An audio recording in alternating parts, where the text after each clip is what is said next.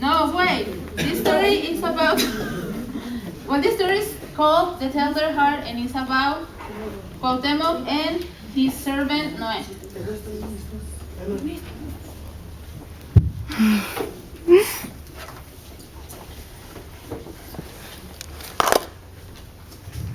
La pistola la más mejor. True.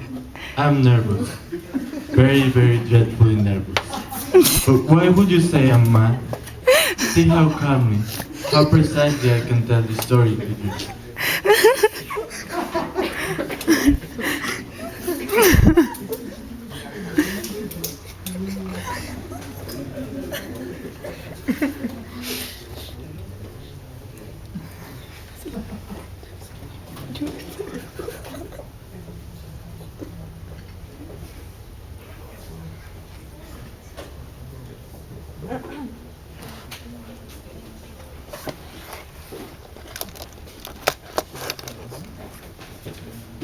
It starts with an old man in an old house.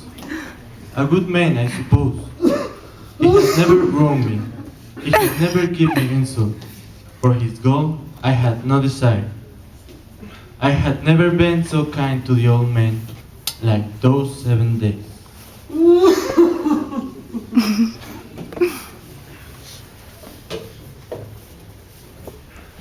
Good morning, sir. How are you today? Good morning. I'm fine, and you? Good, too. Would you like something to drink? Yes. Can you bring me a cup of coffee, please? Yes, wait a minute. Okay.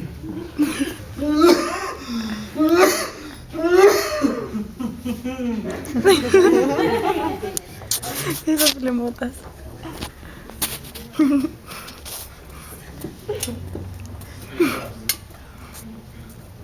Anything else? Yes, could you put 2 spoons of sugar? Yeah.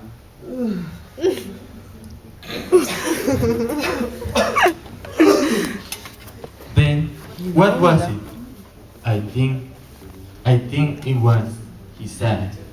Yes, the eye. That eye. The staring. His eye staring. The eye looking everywhere and everything. Of course I had to get rid of the eye. So, I waited.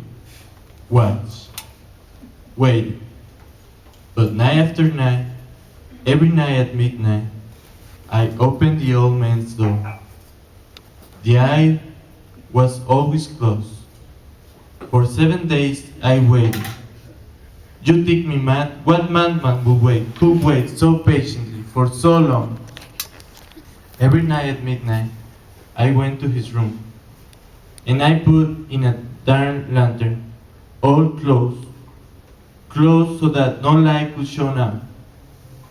It used to take me an hour to place my whole head within the opening, so far that I could see him laid upon his bed. Good night, sir.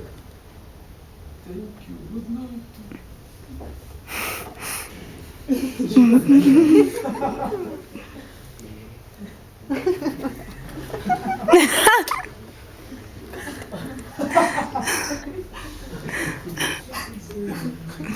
But one night, on the 8th night, I knew it. Tonight. Still, I waited, while the time slowed down.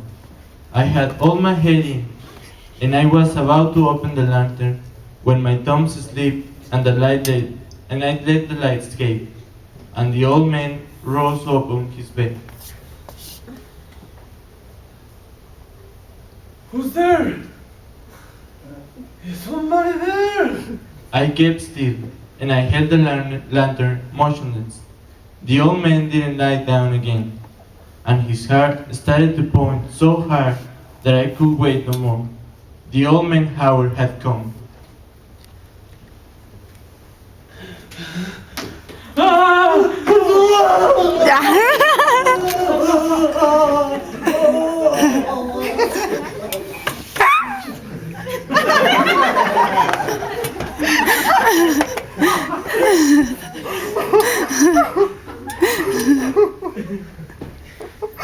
I took all the precautions to get rid of the body without leaving any trace.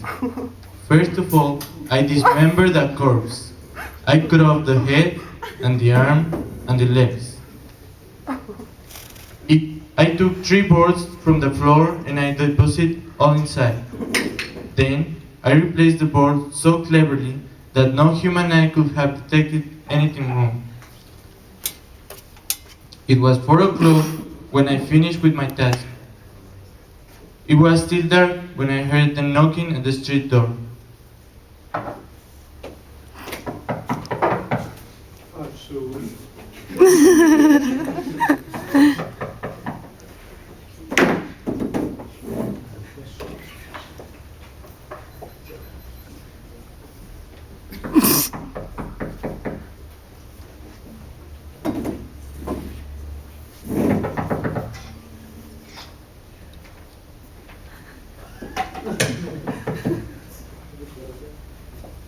Night. Good night, sir. Is everything okay? Yeah, everything is okay. Why? Because your neighborhoods inform us they hear a scream. Really? Yeah. Maybe check your house? Yeah, come in.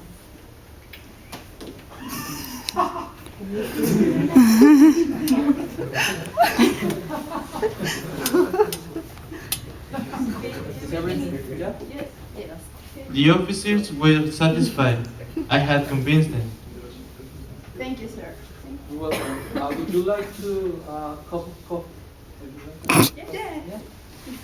And then they started chatting about familiar things.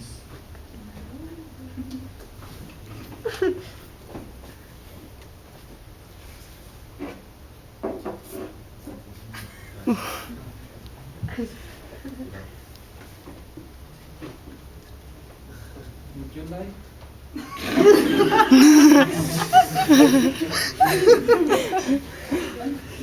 Where is the old man? He's on vacation. Where? I'm A few moments later, I started to feel anxious very. at the hearing of a familiar and distinctive knock. It was the beating of the old man's heart.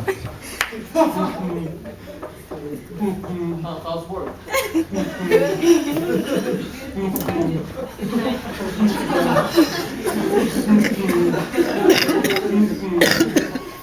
Stop!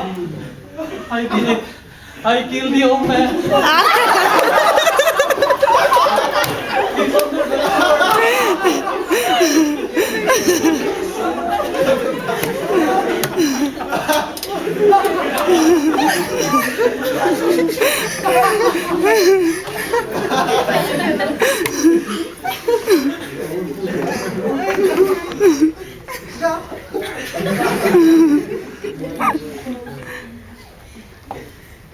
Okay, guys, what do you think about the story? It was amazing. Crazy. Yes. Now you're scared? Yes. Yes? Yes. Well, did you hear my horror story? I think that now it's time for me to buy you an ice cream. So let's Yes. go.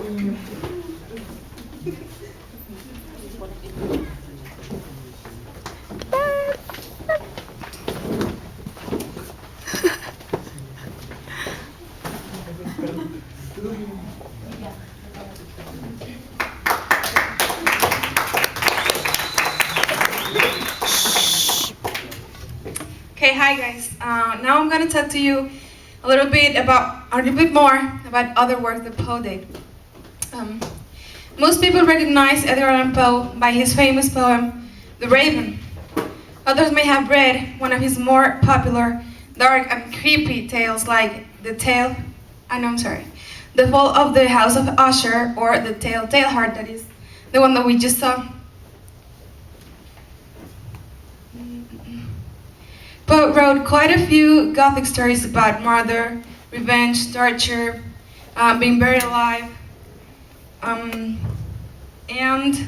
the plague. Many modern books and movies have borrowed ideas from Poe. Some of Poe's stories were not well accepted in his days because people were just not ready. These stories were just too scary for them. Many people don't know that Edgar Allan Poe also wrote stories about adventure and on the high seas, buried pirate treasures, and famous balloon ride.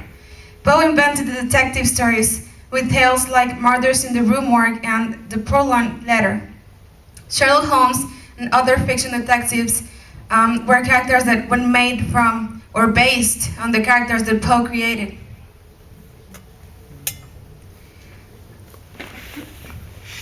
Also, Poe wrote love stories and even a few strange little comedies. He attempted to explain the composition of the universe in a way that sounded a little bit like quantum physics.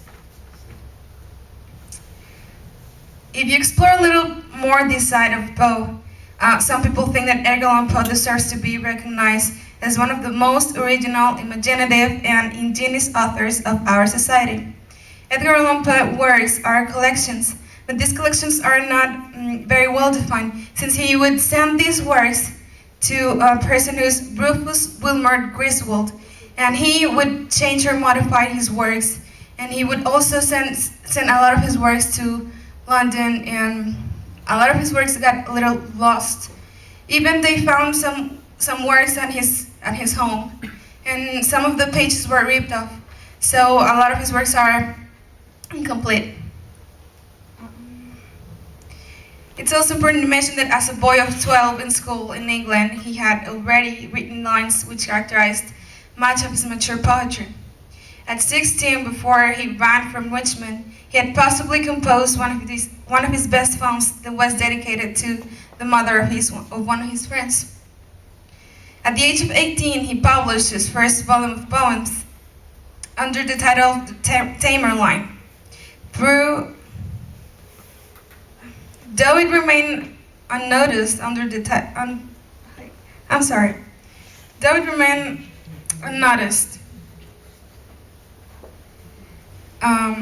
it's now regarded as early evidence of considerable poetic talent. It was in 1835 in Baltimore that he made his first mark by winning a contest with the manuscript found in a bottle. This is what got him his ticket to the magazine's world, and also from job to job due to his drinking problem. But meanwhile, when he was from one job to another, he would kept writing his tales, poems, essays, magazine reviews, books reviews, and more things. Okay, as Diana was saying, the works of Edgar Allan Poe are collections. These works could be divided into two types of works: works of poetry and fiction, and works of non-fiction. The works of poetry and fiction includes Poe's poems. There is a collection of his poetry which contains at least 97 items of his works. The collections, as I said before, there are four. The first one is Tamerlane and Other Poems, which was published on 1827.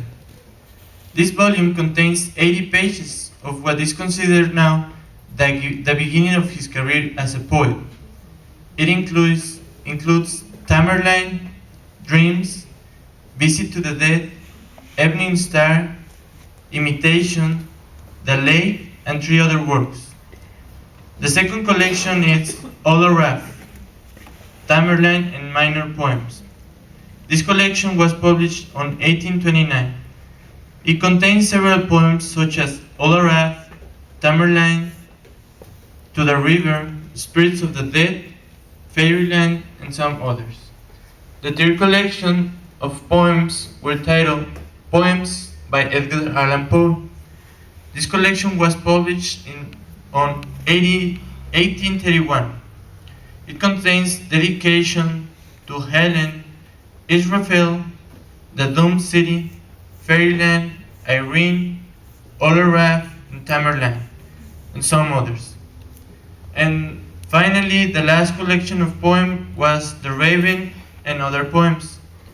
It was published on 1845.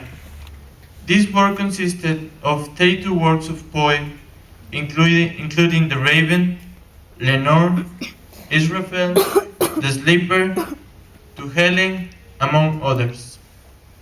As I said before, there are poems and there are tales. About his tales, he published 3 collections and a novel.